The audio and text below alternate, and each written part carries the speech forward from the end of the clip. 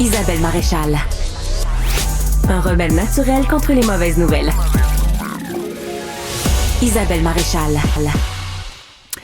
Ça va pas bien dans le réseau de la santé. Je suis en train de vous donner une nouvelle, moi, là, les amis. Non, plus sérieusement, vous avez entendu parler du 1,5 milliard de dollars. C'est un chiffre qui a été avancé. Le ministre de la Santé ne l'a jamais vraiment confirmé. D'ailleurs, on cherche le montant exact. Je pense que même eux ne le savent pas. Mais ça serait autour d'1,5 milliard de dollars qu'il faudrait couper parce que rigueur budgétaire oblige.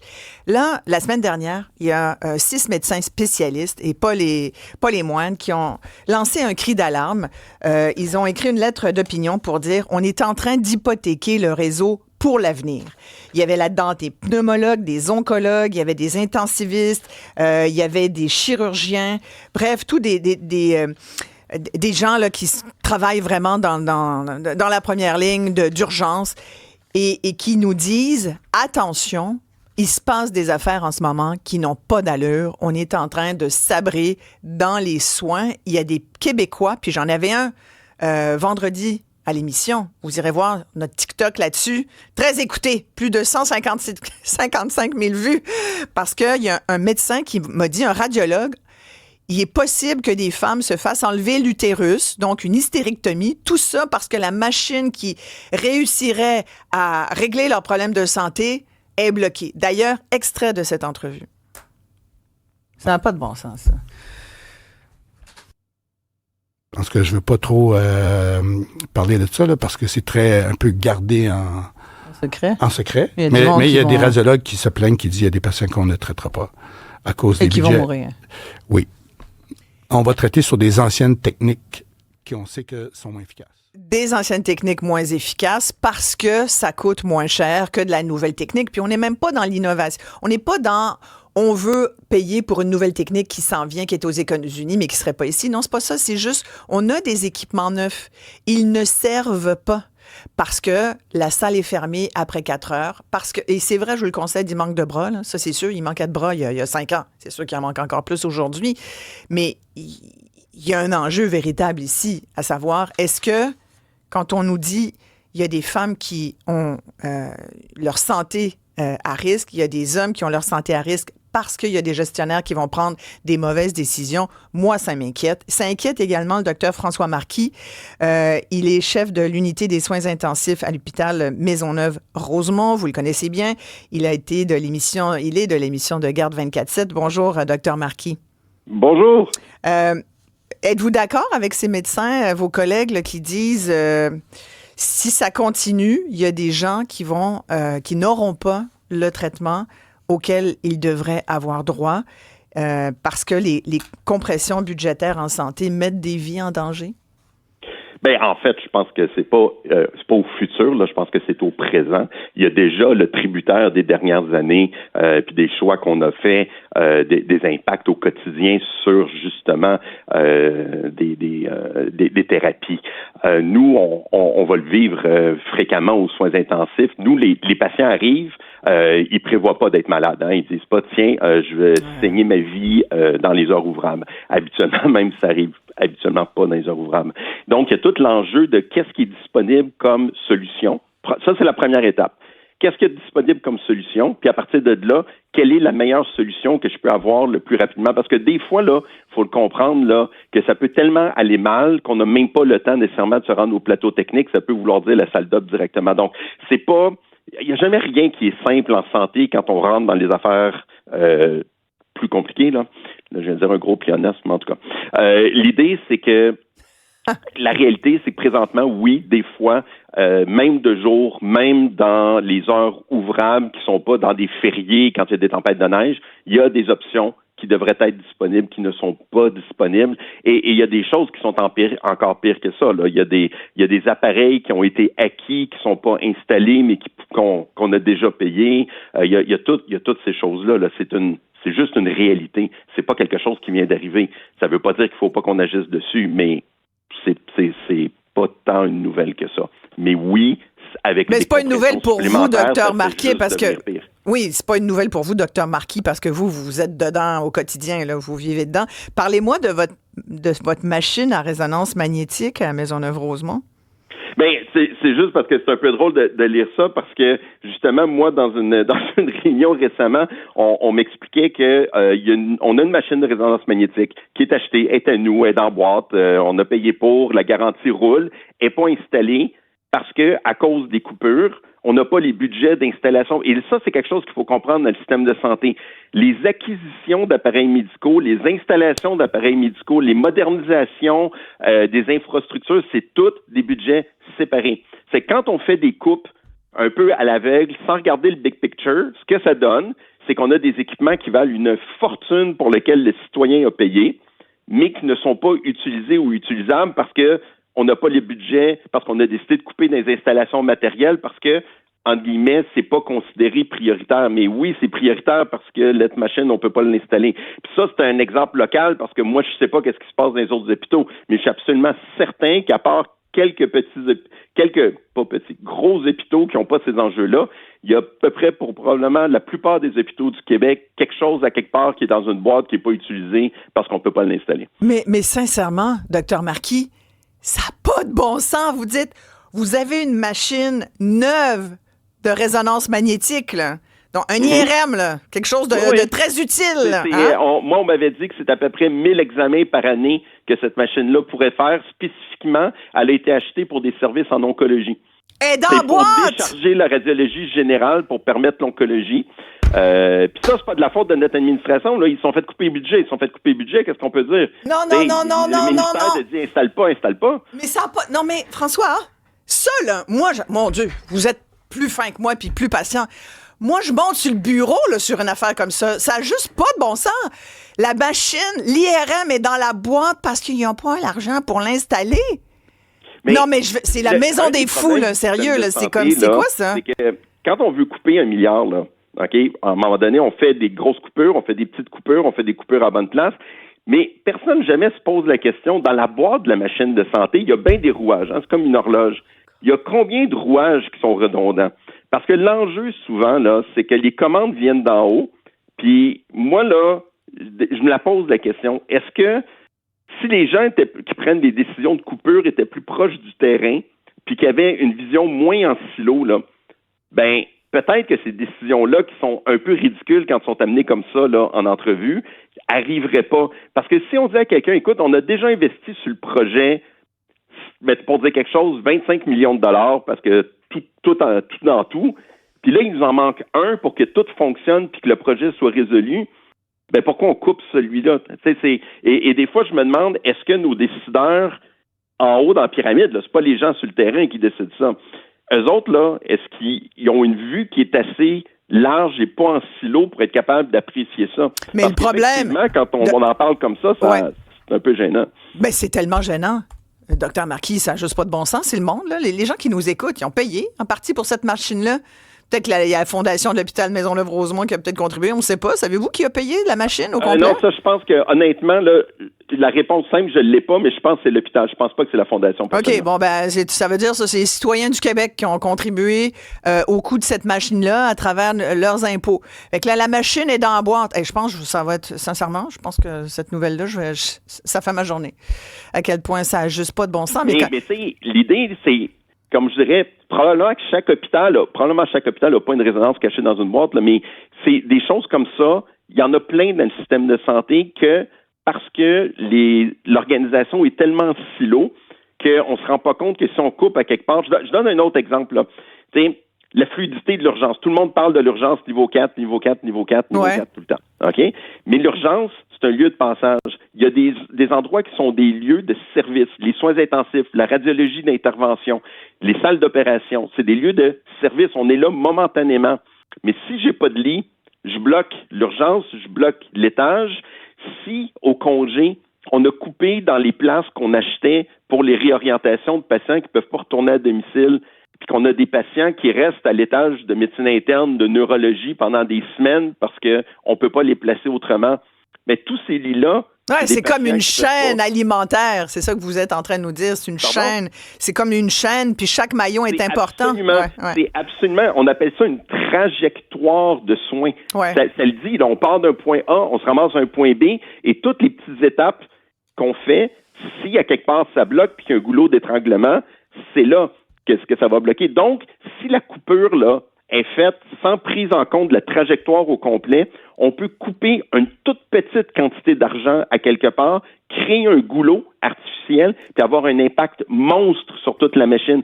C'est pour ça, je pense, puis ça c'est très moi, là, c'est très François qui travaille à tout l'autre jour dans l'hôpital, pas le grand administrateur, parce que je suis pas un grand administrateur. Mais quand il faut les identifier, ces goulots-là, et ma question que je pose, c'est comment c'est possible dans un univers où il y a beaucoup de chefs dans des bureaux qui sont très, très, très, très loin du terrain, d'identifier ces goulots-là. Quand la commande part du ministère, puis on ne sait pas si on crée des goulots ou pas, là. Puis chaque hôpital est différent. Ce qui est un goulot chez moi ne sera pas nécessairement un goulot dans un autre hôpital. Avant de se laisser, Dr Marquis, parlez-moi des 7 lits qui sont fermés aux soins intensifs chez vous en ce moment. D'autres, des lits aussi, là, où il y a de l'équipement et tout qui pourrait servir. Pourquoi ils sont fermés, ces lits-là? Simplement parce qu'on manque d'infirmières et qu'il y a des règles extrêmement précises sur les embauches, qu'il y a des dates qu'on peut pas déroger à ces dates-là, qu'il y a des contrats particuliers. C'est la machine dans la machine dans la machine. Mais c'est la faute. Mettons le sol. Donnez-moi les infirmières qu'il faut, les 7 lits sont ouverts, mais ça va augmenter le budget de roulement des soins intensifs, puis ça, c'est mauvais quand on fait des coupures. Parce qu'un lit fermé, là, ça coûte rien. Oui, mais on s'entend, François. Quelqu'un qui est aux soins intensifs, c'est parce qu'il est sur le bord. On ne sait pas si on va pouvoir le ramener, là. C'est une personne qui est entre la vie et la mort. Si on est purement un administrateur, je soulève la question, est-ce qu'on se pose cette question-là si notre but, c'est de couper beaucoup d'argent? Mais on parle de la vie des gens, là. Ben, j'aimerais ça, moi, que les gens sont sur le terrain. Puis là, encore là, c'est pas mon administration, elle le sait, mon administration. Je parle des étages au-dessus. Hey, c'est incroyable, incroyable. Merci beaucoup, Dr François Marquis. Je vous laisse aller, je sais que vous êtes très occupé. Merci d'avoir pris le temps de nous parler. Après la pause, le président de l'Association des hématologues oncologues du Québec. On y va maintenant. On a Dr Normand Blais avec nous. Bonjour, Dr Blais. Bonjour. On a entendu le Dr Marquis. En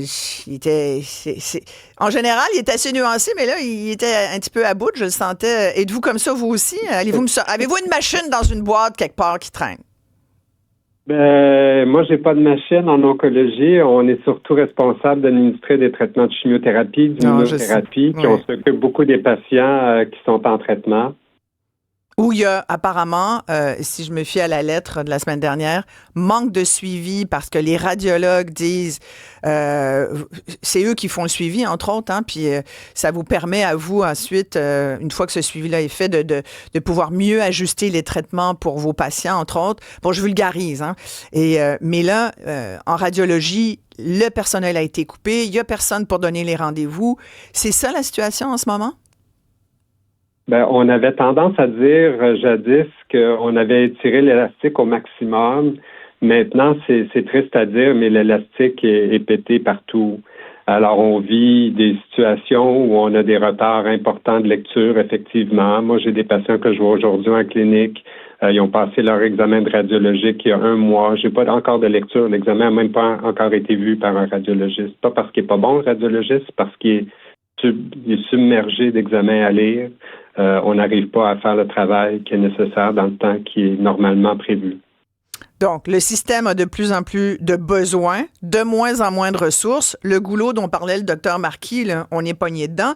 Qu'est-ce que vous répondez au ministre de la Santé, Christian Dubé, qui disait la semaine dernière, puis j'ai parlé à d'autres sources que je ne peux pas nommer, bien sûr, mais qui me disait que c'est une stratégie de la part des médecins spécialistes pour se négocier peut-être d'autres milliards, parce qu'il y a une négo, là. Moi, personnellement, je trouverais ça cheap de la part des médecins spécialistes de faire ça comme ça, mais qu'est-ce que vous en pensez de cette réponse du ministre de la Santé, Dr Blais? Lui, il dit que c'est une drôle de coïncidence, mais moi, je lui répondrais que c'est une drôle de coïncidence qu'on fait des annonces comme ça alors qu'il est en train de chercher 1,4 milliard à couper dans le système.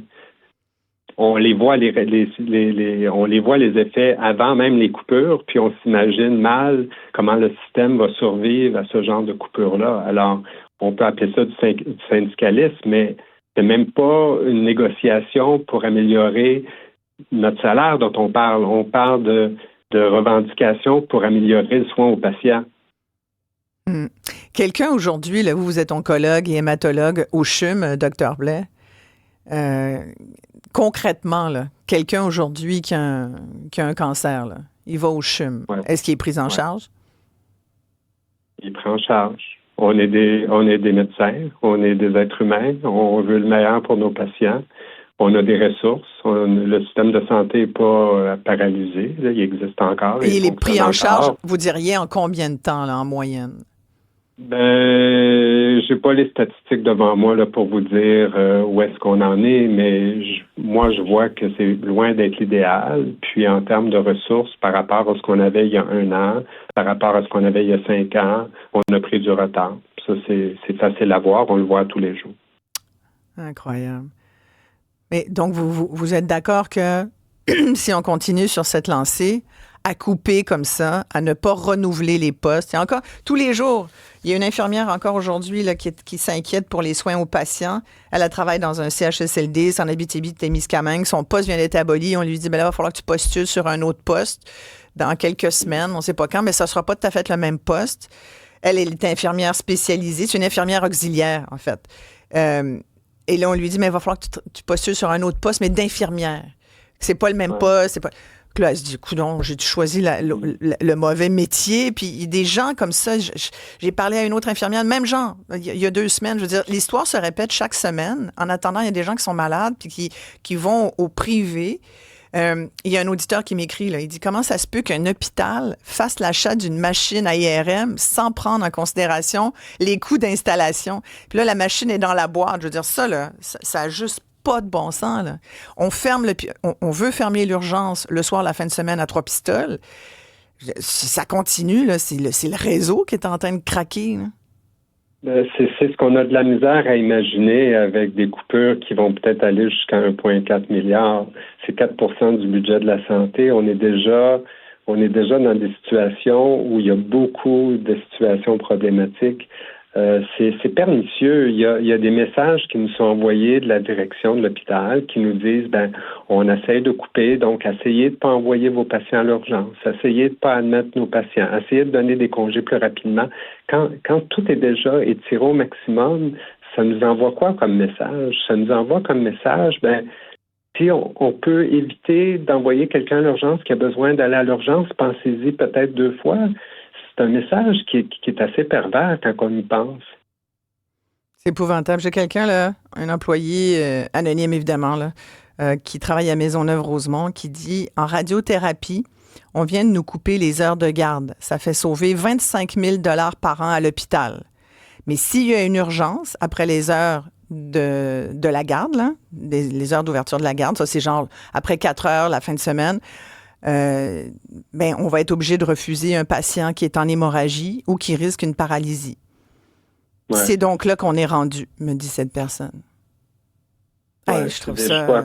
C'est des choix qu'on prend avec un budget qui est présent. Puis je comprends, les administrateurs, eux, leur travail, c'est de faire fonctionner le budget qu'ils ont.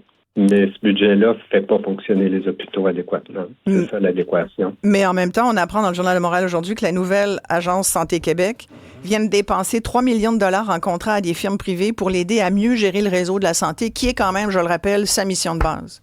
Vous y comprenez quelque chose, vous, Dr. Blais? On nous a promis qu'il y aurait une agence avec des très bons fonctionnaires qui seraient capables de faire fonctionner le budget différemment. Puis ça sous-entend qu'il y a une cohérence dans l'argent qui est administré puis distribué aux hôpitaux. Donc, si c'est juste de couper de façon arbitraire des services sans avoir de plan à long terme, ça peut pas fonctionner. Si les gestionnaires sont capables de faire fonctionner le système mieux pour que les patients soient mieux traités, nous, on est prêts à embarquer là-dedans. On veut que ça fonctionne. Puis s'il y a une façon de diminuer le fardeau des dépenses publiques pour ça, moi, je suis le premier à vouloir participer à cet exercice-là, mais c'est pas ça qu'on voit en ce moment. Là. On voit des coupures de façon un peu arbitraire. On a besoin de couper 200 infirmières, on va en couper une sur chaque service, puis ça va être comme ça, là.